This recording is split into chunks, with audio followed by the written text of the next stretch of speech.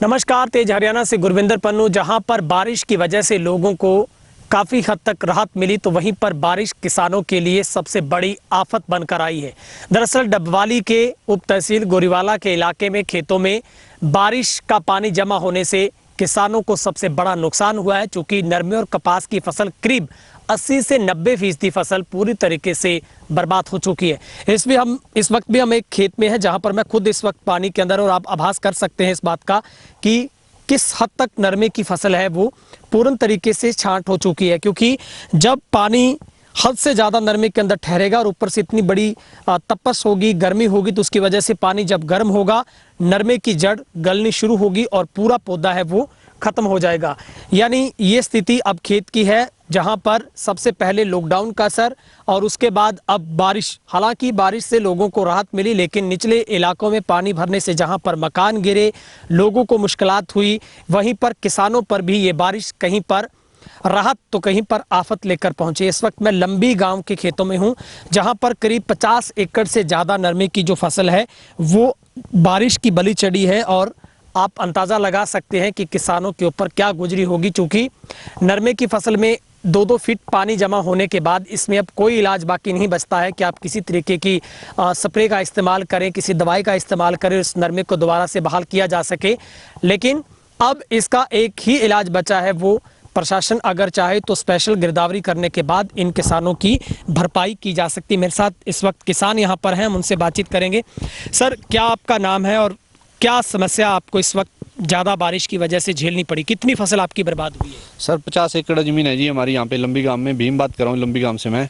और ये सारी की सारी फसल आप देख ही रहे हो जी, कोई इसमें कोई नहीं है। पानी ज़्यादा खड़ा हुआ है और धूप के अंदर ये पानी ज़्यादा खड़ने की वजह से ये सब नरमा शार्ट हो गया है जी। और कोई भी यहाँ पे जैसे काफ़ी एरिया में फसल ख़राब है जी सारी। कोई एग्रीकल्चर डिपार्टमेंट का सर कोई अधिकारी आपके पास पहुंचा, पटवारी, कोई तहसीलदार, कोई आया? नहीं सर, कोई नहीं पहुंचा जी हमारे पास तो अभी तक देखने के लिए। इसीलिए आपको यहाँ पे बुलाया जी आज भी। यहाँ हमारी फसल देखो और अधिकारियों तक ऊपर आवाज़ उठ जाए और हमारी फसल का मुआवजा वगैरह मिले, जो भी है जी। सर, एक तरफ पेट्रोल डीजल के दाम बढ़ गए हैं, अब सबसे बड़ी चिंता तो आपको ड्रम उसको भरवाने की पड़ गई है, और ऊपर से आपकी खेती बर्बाद हो गई है।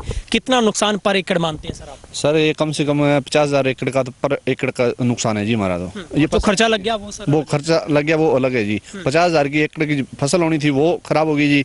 और जैसे अब से कम 20,000 रुपये हम लगाए बैठे हैं इस खेत में, वो खराब हो गया जी। कम से कम 70,000 रुपये का नुकसान हो गया जी। सर, क्या मांग करते हैं आप? मैं तो यही कहता हूँ जी, प्रशासन देखे आके और जैसे भी उनके हो सरकार की तरफ से जैसे भी हो उनको मुआवजे। हाँ जी, हाँ जी। ठीक है सर, क्या लगता है ये फसल अब ठीक हो सकती है? क्योंकि गर्मी तो और भी पड़ रही है, बारिश का अनुमान है कि 5 अगस्त तक और बारिश आ सकती है सर। ये फसल ठीक नहीं हो सकती जी, क्योंकि वर्षा आई को लगभग 5 दिन हो चुके हैं जी। अभी भी पानी है, मान लो 3-3, 4-4 फुट पानी था जिस दिन बरसात हुई है। जैसे जैसे पानी लेवल कम हो रहा है वैसे फसल चली जा रही है, खत्म हो रही है जी। कितना नुकसान मानते हैं सर? कितने एकड़ यहाँ पर आपके आसपास आपको लगता है नरमे की फसल खराब हो गई है? जो मेरे करीब है कम से कम 60-70 एकड़ जमीन है जी।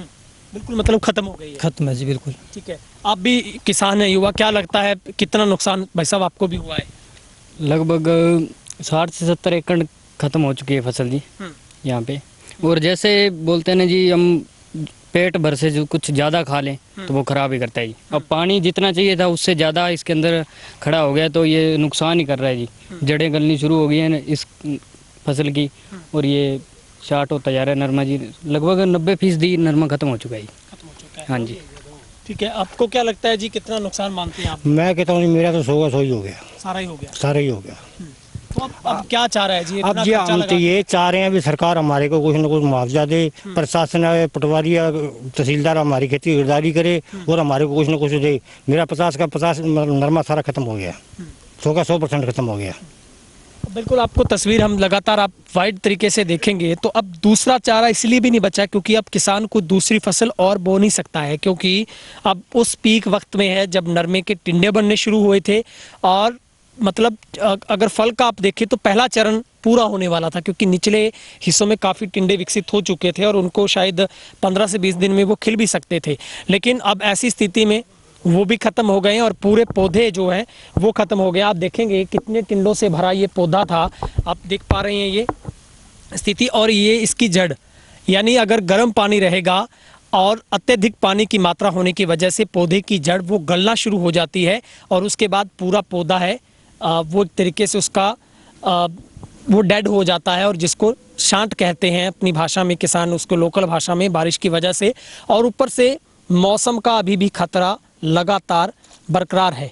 ऐसे में तमाम कृषि विभाग के अधिकारियों को चाहिए, पटवारी को चाहिए कि स्पेशल गिरदावरी करवाते हुए इन किसानों के नुकसान की भरपाई की जाए। अब एक तरफ जहां पर आसमान को छूते पेट्रोल और डीजल के दाम आम आदमी से लेकर किसान को परेशानी में डाल रहे हैं, क्योंकि लगातार जिस तरीके से देश में अब तक का सबसे रिकॉर्ड तोड़ जो तेल का रेट है वो है, और हरियाणा में वैसे भी हम आखिरी छोर पर पड़ते हैं। हरियाणा का सबसे महंगा अगर पेट्रोल कहीं मिल रहा है अगर हरियाणा में, तो वो सिरसा के बाद डबवाली आता है, जहां पर 100 से ज़्यादा का रेट है। और अगर इससे 2 पाँव आगे आप राजस्थान में एंटर करते हैं तो आपको 112 रुपये प्रति लीटर के हिसाब से पेट्रोल खरीदना पड़ेगा। डीजल के दाम भी करीब 100 रुपये के आसपास पहुंच चुके हैं। ऐसे में मौसम की इस मार ने किसानों को और भी सबसे बड़ी मुसीबत में डाल दिया है। कैमरा पर्सन हेमब्रिट के साथ गुरविंदर पन्नू, तेज हरियाणा, गोरीवाला।